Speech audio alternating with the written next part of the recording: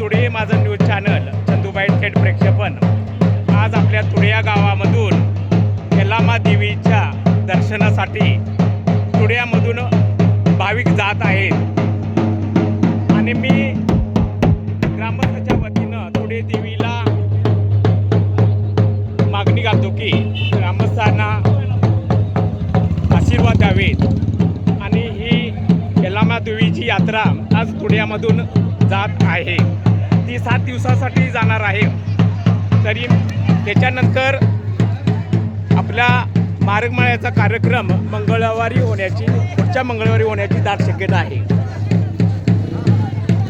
यल्लामा देवीचे भक्त आपल्या तुडे गावामधून बरेच जात आहेत, त्यामुळे बऱ्याच वाहनांची इथं गर्दी झालेली आहे।